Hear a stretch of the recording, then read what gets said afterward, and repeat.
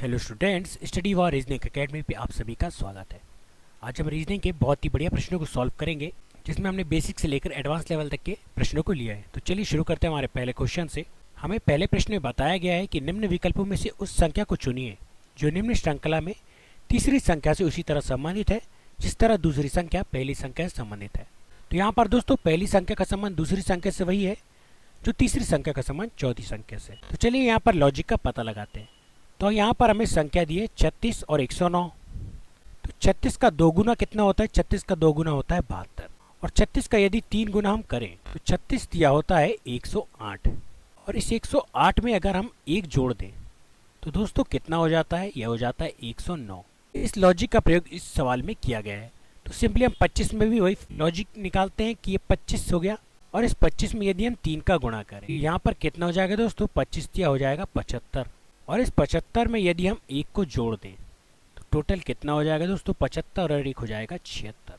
तो यह लॉजिक यहाँ पर लगाया गया है दोस्तों कि पहले संख्या का 3 गुना किया गया है और उसमें 1 को जोड़ दिया गया है। तो हमारा आंसर क्या हो जाएगा? हमारा आंसर हो जाएगा 76, और हमारा ऑप्शन सी इस प्रकार बिल्कुल करेक्ट हो जाएगा। हमारे नेक्स्ट क्वेश्चन की तरफ बढ़ते हैं। हमारा अगला प्रश्न भी हमें दिया हुआ है कि निम्न विकल्पों में से उस संख्या को चुनिए जिसमें तीसरी संख्या का संबंध उसी तरह संबंधित है जिस तरह से दूसरी संख्या पहली संख्या से संबंधित है। तो सवाल सेम है दोस्तों, इसमें भी हमें लॉजिक का पता लगाना है हमारी श्रृंखला में।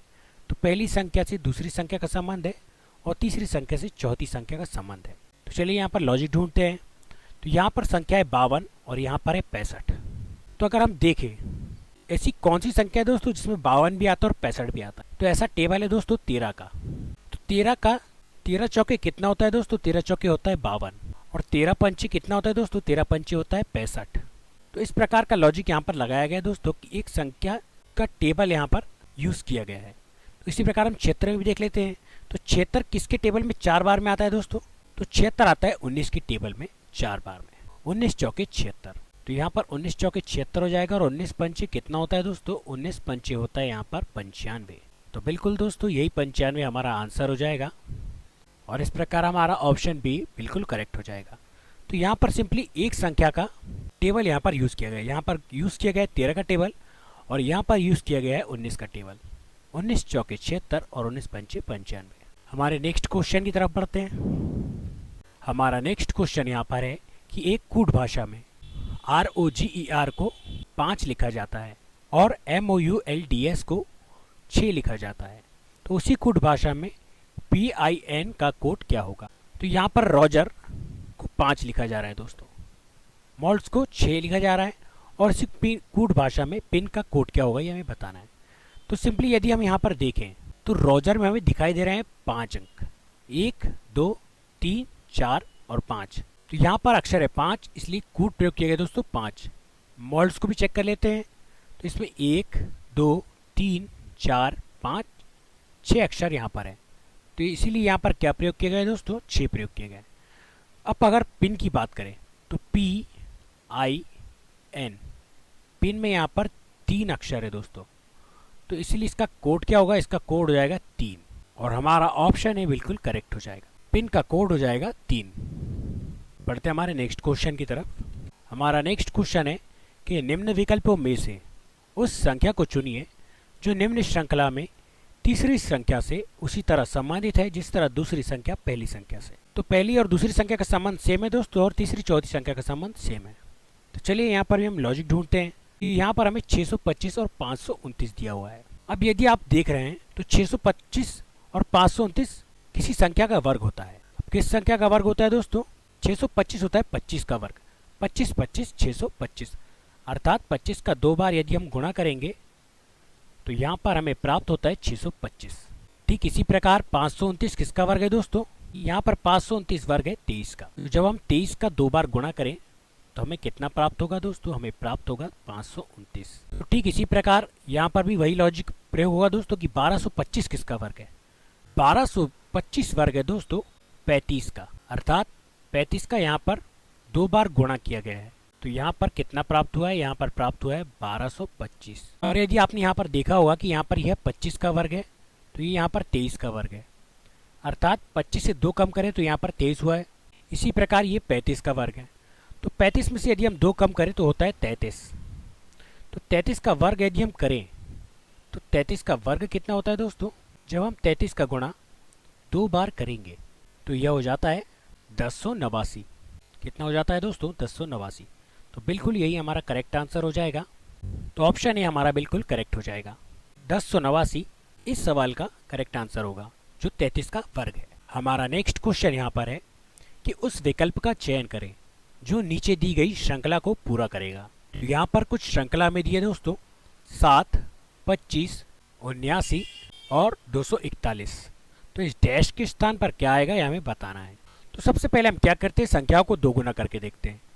तो 7 का दोगुना कितना होता है दोस्तों, 7 का दोगुना होता है 14, 7 दूनी 14। और यदि 7 का तिगुना करें तो 7 का 3 गुना कितना होता है दोस्तों, 7 का 3 गुना होता है 7 तिया 21। और 21 में यदि हम 4 जोड़ दें तो टोटल कितना हो जाता है दोस्तों, 21 और 4 हो जाता है 25। तो ये लॉजिक तो यहाँ पर काम कर रहा है दोस्तों। ठीक, अगली संख्या में हम यही प्रयोग करके देखते हैं। तो अगली संख्या है 25, और 25 का यदि हम 3 गुना करें तो 25 तिया होता है 75। और 75 में यदि 4 को हम जोड़ दें तो यहाँ पर कितना हो जाता है, ये हो जाता है 79। तो बिल्कुल दोस्तों हमारा लॉजिक यहाँ पर भी परफेक्ट काम कर रहा है। आप 79 में देख लेते हैं। तो 79 का 3 गुना होता है 237, और जब 237 में हम 4 जोड़ेंगे तो यहाँ पर हो जाएगा 241। तो दोस्तों हमारे लॉजिक यहाँ पर परफेक्ट काम कर रहे हैं। तो हमारा आंसर हम निकाल लेते हैं यहाँ पर कि 241 का हम यहाँ पर 3 गुना करेंगे। तो 241 का 3 गुना होता है 723। 241 का 3 गुना होता है 723, और इसमें यदि हम 4 को जोड़ दें तो यहाँ पर हो जाएगा 727। कितना हो जाएगा दोस्तों, 727। तो बिल्कुल यही 727 हमारा करेक्ट आंसर हो जाएगा, और इस प्रकार हमारा ऑप्शन सी बिल्कुल करेक्ट हो जाएगा। तो यहाँ पर क्या किया गया दोस्तों कि संख्याओं का पहले 3 गुना किया गया है और उसमें 4 जोड़ दिया गया है, तो अगली संख्या यहाँ पर प्राप्त हुई है। इस प्रकार सीरीज आगे बढ़ती चली गई। हमारे नेक्स्ट क्वेश्चन की तरफ चलते हैं हम। हमारा नेक्स्ट क्वेश्चन यहाँ पर है कि उस विकल्प का चयन करें जो नीचे दी गई श्रृंखला को पूरा करेगा। तो यहाँ पर भी हमें कुछ सीरीज दिया दोस्तों, जिसमें हमें दिया है 72, 69, 64, प्रश्नवाचक चिन्ह और 48। तो इस प्रश्नवाचक चिन्ह के स्थान पर आने वाली संख्या का हमें पता लगाना है। तो चलिए यहाँ पर लॉजिक ढूंढते हैं। तो सबसे पहले हमें यहाँ पर दिया है 72 और यहाँ पर दिया है 69। तो 72 तो 69 से छोटा है दोस्तों, और कितना छोटा है, तो यहाँ पर 3 छोटा है, अर्थात 72 में से 3 घटाएं तो हमें प्राप्त होता है 69। अब 69 में से कितना घटाया जाए कि 64 प्राप्त हो जाए दोस्तों। तो 69 में से यहाँ पर देखेंगे आप कि 69 में से यदि हम 5 घटाएं तो हमें प्राप्त होता है 64। और यदि इस 64 में से हम कितना घटाएं कि इस प्रश्नवाचक चिन्ह के स्थान पर संख्या आ जाए, तो आप देख सकते हैं यहाँ पर विषम संख्याएं प्रयोग हो रही, -3, -5। तो अगली संख्या क्या आएगी दोस्तों, -7। अर्थात यदि हम 64 में से 7 को घटाएं तो हमें प्राप्त होता है 57। कितना प्राप्त होता है दोस्तों, 57। तो इस प्रश्नवाचक चिन्ह के स्थान पर हम 57 ले लेते हैं। अब 57 में से कितना घटाएं कि 48 प्राप्त हो। तो यदि हम 57 में से 9 को घटाएं अर्थात -9 करें तो हमें प्राप्त होता है 48। तो बिल्कुल दोस्तों हमारा लॉजिक यहाँ पर परफेक्ट काम कर रहा है। हमारा प्रश्नवाचक चिन्ह के स्थान पर 57 हमारा करेक्ट है। तो हमारा ऑप्शन है यहाँ पर बिल्कुल करेक्ट हो जाएगा। पर विषम संख्याएं प्रयोग में लाई गई हैं, -3, -5, -7 और -9। बढ़ते हैं हमारे नेक्स्ट क्वेश्चन की तरफ। हमारा अगला प्रश्न हमें यहाँ पर दिया है कि उस विकल्प का चयन करें जो नीचे दी गई श्रृंखला को पूरा करेगा। तो श्रृंखला हमारी चेक कर लेते हैं हम। यहाँ पर दिया है 37, 33, 29, 25 और प्रश्नवाचक चिन्ह, 37, 33, 29, 25 और प्रश्नवाचक चिन्ह। तो यहाँ पर भी अगर हम देखें तो यहाँ पर भी हमें सेम लॉजिक यहाँ पर लगता हुआ दिखाई दे रहा है दोस्तों। तो यदि हम देखें कि 37 से 33 कितना छोटा है, तो 37 से 33 यहाँ पर 4 छोटा है दोस्तों, अर्थात 37 में से 4 घटाएं तो 33 प्राप्त होता है। इसी प्रकार 29 और 25 में अंतर देखें तो यहाँ पर भी 4 का ही अंतर हमें दिखाई दे रहा है दोस्तों, कि जब 29 में से हम -4 करेंगे तो हमें 25 प्राप्त होगा। तो सेम लॉजिक यहाँ पर ही प्रयोग करते हैं कि 25 में से यदि हम -4 करें तो हमें कितना प्राप्त होता है, हमें प्राप्त होगा 21। और इस प्रकार ऑप्शन सी हमें यहाँ पर जो दिखाई दे रहा है वो बिल्कुल करेक्ट हो जाएगा। यहाँ पर दोस्तों सभी संख्याओं में से 4 घटाया गया है। इस प्रकार सीरीज को कंटिन्यू किया गया है। तो हमें लास्ट में कितना प्राप्त हो गया, हमें प्राप्त हो गया 21 अर्थात 21, और यही हमारा करेक्ट आंसर हो जाएगा। हमारा अगला प्रश्न है दोस्तों कि उस संख्या का चयन करें जो दी गई श्रृंखला श्रेणी में प्रश्नवाचक चिन्ह के स्थान पर आएगी। तो ये रही हमारी श्रृंखला दोस्तों, जिसमें इस प्रश्नवाचक चिन्ह के स्थान पर क्या आएगा ये हमें बताना है। तो इस सीरीज को देख लेते हैं एक बार कि यहाँ पर दिया हमें 30, 42, 56, 72, प्रश्नवाचक चिन्ह और 110। अब अगर बात करें इस सीरीज की तो यहाँ पर है 30 दोस्तों और यहाँ पर दिया है 42। तो 30 तो 42 से बड़ा है और कितना बड़ा है दोस्तों, तो 12 अंक बड़ा है दोस्तों। यदि 30 में हम 12 को जोड़ दें तो हमें प्राप्त होता है 42। ठीक इसी प्रकार आगे भी चेक कर लेते हैं। तो यहाँ पर है 42 और यहाँ पर है 56। तो 42 से बड़ा है 56 और कितना बड़ा है दोस्तों, तो 14 अंक बड़ा है यहाँ पर 56। अर्थात 42 में 14 जोड़ दिया जाए तो हो जाता है 56। इसी प्रकार 56 और 72 में भी चेक कर लेते हैं। तो 56 और 72 इनमें कितना का डिफरेंस है दोस्तों, इसमें डिफरेंस है 16 का। अर्थात 56 में जब हम 16 को जोड़ेंगे तो हमें प्राप्त होगा 72। अब ये सीरीज आगे कंटिन्यू चल रही है दोस्तों, यहाँ पर दो का अंतर है 12, 14, 16। तो अगला क्या होगा दोस्तों, अगला होगा 18। अर्थात 72 में हमें 18 को जोड़ना होगा। तो चलिए यहाँ पर जोड़ लेते हैं 72 में 18। तो 8 और 2 होता है 10 और 7 और 2 होता है 9।